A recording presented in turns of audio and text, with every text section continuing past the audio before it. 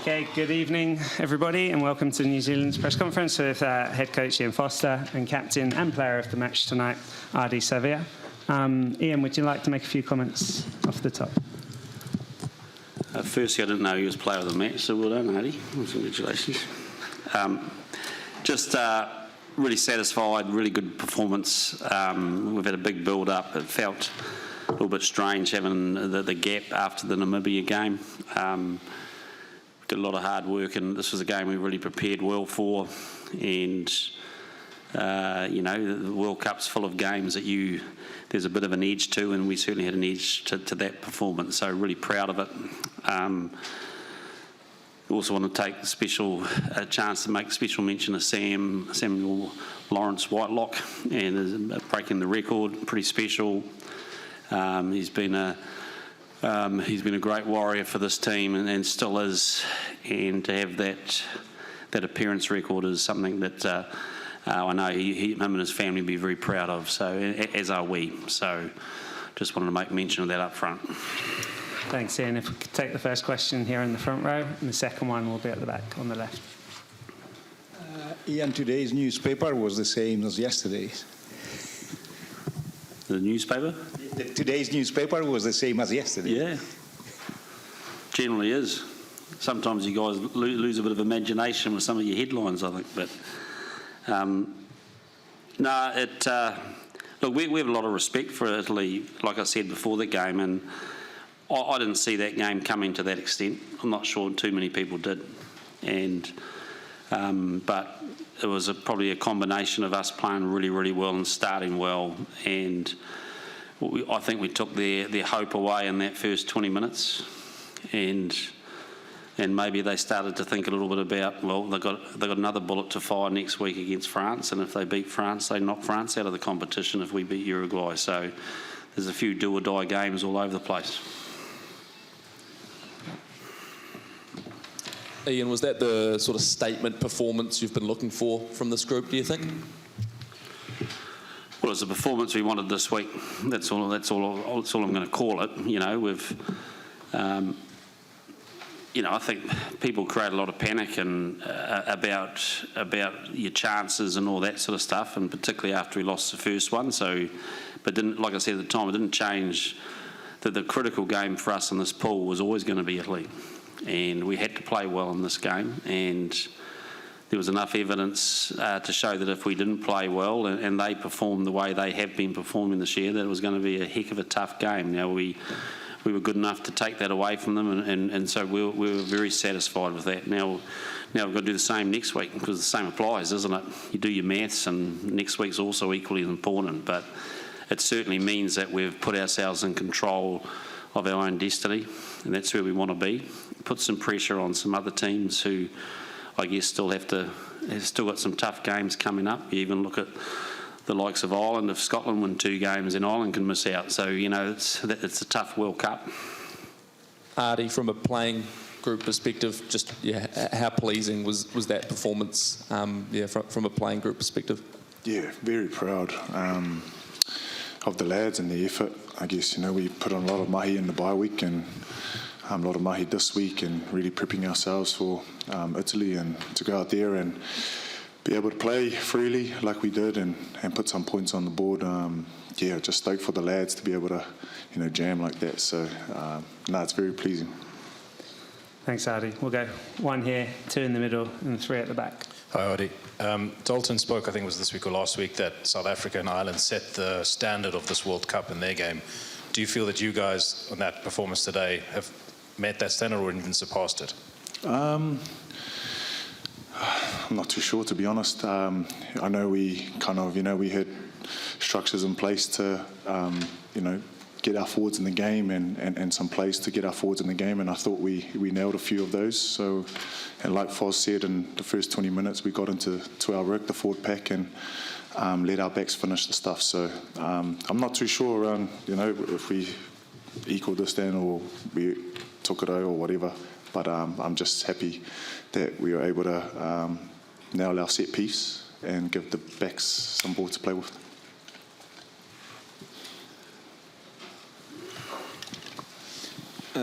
Ardie, I'm not so acquainted with Haka culture and meaning, but just wanted to ask you what was the reasoning behind the choice of performing Kamate instead of Kapau Pango that you chose against Namibia? Yeah, Aaron Smith, Nug, he's Akaya, and he made the call to do the kamate around respecting our Māori battalion that fought, I think in Italy? Yeah, Monte Cassino. Monte Cassino, and we just wanted to honour them and pay respects. That's the reasoning around our kamate. Right at the back. Hey, Ian, can you just talk about the man to your left and his performance tonight? I know you said you weren't aware he got player of the match, but a couple of tries, a couple of try assists. Yeah, no, he went pretty good. And that's kind of what I expect out of him, to be fair. But look, he's a special man. He leads the team well, and you know it's and the boys follow him, so you can't ask for much more. So, and again, I know that. Look, when we can give Ardie a platform to play, and when we can get him going forward, and he can get that linking game and that carry game going, then that's his element. So delighted for him. And just on the discipline, I think first game in 3 or 4 where you haven't conceded a card, but also the penalty count went your way as well tonight. How pleasing is that to tick that box? Yeah, it was a big focus. I'll probably use the word accuracy a little bit more than discipline. You know, I think it's a matter of being accurate in your technique and stuff that you do nowadays. And I thought we were really good in the first half. I thought we were poor for 10 minutes after half time, which was frustrating. And that let Italy back into the game, you know, from a playing momentum side, perhaps not on the scoreboard, but and then I thought we settled down and went and finished the game strong in that aspect. So, you know, it wasn't perfect, but it was a big step forward. Just in the middle there. Yep. And then second one will be here in the front. Hey, Ian Shree here from the New Zealand Herald. Speaking of headlines before, I saw a few on the side of the world saying this week that the All Blacks had lost their aura. Do you feel like a performance like tonight proves that you haven't? Oh, I don't know. I'll leave that to the people who write the headlines. Like we just got to take the challenges in front of us. Like I said, it's you know, the World Cup sort of felt strange sitting on the sidelines for the last 2 weeks while things were happening, and seemed the longer that we weren't playing, the worse we got, if you read the media. But funny enough, we kind of believe in what we're doing. When your team scores 96 points, it's hard to say your team was challenged or tested. Probably the same going to be in the next game, so you kind of enter the playoffs without really being tested after France. Do you know where your team is in relevance to what the standards that were mentioned before? Yeah, a good question. In rugby, you got to deal with the challenges that you've got, and the trouble is if you win with a big scoreline, people think there's no value in it. Well, the value was been massive for us because we put ourselves under pressure the last 10 days for that performance. We knew we had to, and we didn't want to give Italy a chance. And we respected them enough to know that we had to be in the house. So what we've learned is that if we're really focused on our preparation and we get it right and we figure out the challenge in front of us, that we can play good rugby. Now, you know, it's you look at the South African and Ireland game, and it was a very different game of rugby. You know, the ball and play was there for 27 minutes and in the whole game. So very stop-start game, very physical, very combative, whereas you saw a different spectacle tonight. And probably at some point the world's got to decide which game they'd rather watch. Yeah, back here. And then number 2 on the left. Ardie, you said in the past days you expected a very tough and physical battle, but it didn't look like that from the stands. And some tries they said they considered were very soft. Did you have that feeling on the pitch? Against Italy, just tonight. Look, we throughout the week we do our analysis, and we always try and find opportunities and areas to attack. And some of the moves that we put in place, we nailed it, and we scored a few tries off it. So whether or not you can say it was easy or not, we had a plan and we executed it. Okay, 1 and then 2 and 3. And that will be all we have time for. Ian, did it annoy you that people were not talking about the All Blacks and that words like Ireland would prefer to play you than France?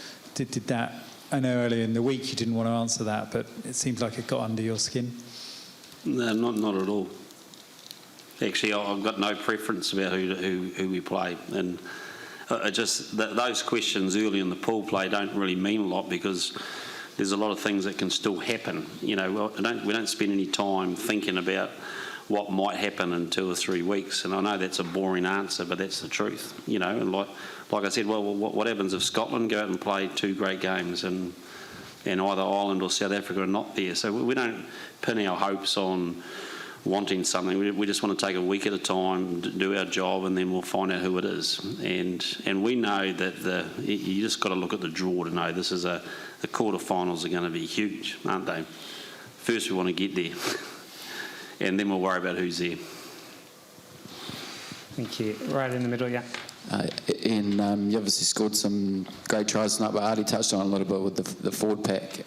Just a set piece, won 6 scrums of theirs, 5 line-outs. How do you go about maintaining that platform that allows you to play how you did? Well, look, you don't get numbers like that in many Test matches, do you? So you know, you just enjoy them when they're there. And obviously, we got some things right, but you just got to go back and rebuild from zero, you know. And it's you know, we've got some great lessons in this pool where, you know, France played well and beat us in round 1 and then really struggled to beat Uruguay in round 2. So we've got a clear recipe for what we need to do the next week. But yet we don't go in trying to have expectations that we're just going to start where we finished off today. You just got to build your way back into that and get your processes right. And we got that right. We also got some pretty important people back playing, which was big for us. I think, you know, we haven't mentioned the likes of Shannon. I thought Shannon showed, you know, his importance and how he went about his work. I thought Geordie was the same, and I thought particularly Tyrell, when he came on, you know, he just finished off that scrum really, really well. So there's some nice signs that we're building a little bit of momentum in that space. Just on those injured guys in the squad, did everyone emerge unscathed? Any injuries? Yep. Great. And the final question just here. Thank you. Ian, often when a team racks up a big score in the first half and then you roll on a few subs in the second, the team can lose a little bit of structure or composure. Just there. Oh, yeah, sorry. How pleasing was it for you today that when you did bring on those subs, sort of the structure remained and the points kept coming? Yeah, really pleasing. Didn't sort of feel like that in the first 10 minutes after half-time, did it? You know, I thought we got loose. We made a couple of bad defensive reads. We gave up 3 penalties, and it kind of. But then I liked the fact we regained our composure a little bit and stuck to just doing what the moment presented in front of us. And so, and the fact that the guys who came off the bench just kept in that mode was very satisfying. Actually, you know, it would have been easy to knock off a little bit. Okay, Ian, Ardie, thank you very much. The mix zone will be open in the next few minutes. Thank you. Thank you.